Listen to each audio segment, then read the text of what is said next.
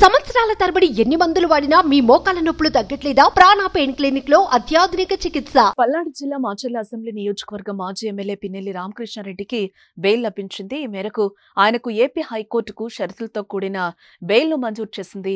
June 26న Pinnelli Ramakrishna Reddy arrest అయిన విషయం కూడా తెలిసిందే.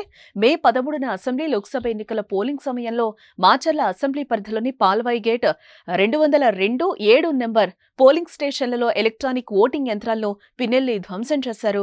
ఆయా పోలింగ్ కేంద్రాల్లో అమర్చిన వెబ్ కెమెరాలు ఇది స్పష్టంగా రికార్డైంది కూడా. ఆ విజువల్స్ సైతం వెలుగులోకి వచ్చాయి.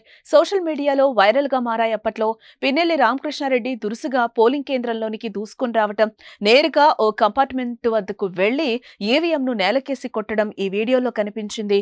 తెలుగుదేశం పార్టీ నాయకులు, కార్యకర్తలు రిగ్గింగ్ కు పాల్పడినందువల్లే సంబంధిత ఈవీఎంను పిన్నెల్లి ధ్వంసం చేశారనేది వైఎస్ఆర్సీపీ వాదన. అయితే పిన్నెల్లి చర్యలను ఈసీ తీవ్రంగా పరిగణలోనికి తీసుకుంది. దీనిపై సమగ్ర నివేదిక కోరింది.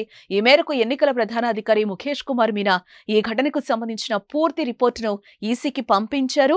ప్రధాన నిందితుడిగా పిన్నెల్లి పేరునైతే చేర్చారు. వాటిని పరిశీలించిన అనంతరం ఆయనపై చర్యలు తీసుకోవాలంటూ డీజీపీకి సిఫార్సు చేయాలని ఈసీ ఆదేశించింది. ఇదే కేసులో అరెస్టు నుంచి తనకు రక్షణ కావాలని కోరుతూ పిన్నెల్లి రామకృష్ణారెడ్డి హైకోర్టును ఆశ్రయించిన విషయం కూడా తెలిసిందే.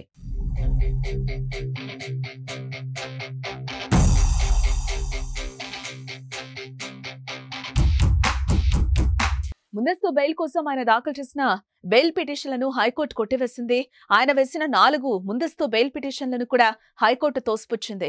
పోలీసుల తరపున ఎన్ అశ్విని కుమార్, ఫిర్యాదుదారు నంబూరి శేషగిరిరావు తరపున న్యాయవాది పోసాని వెంకటేశ్వర్లు తమ వాదనలు వినిపించారు.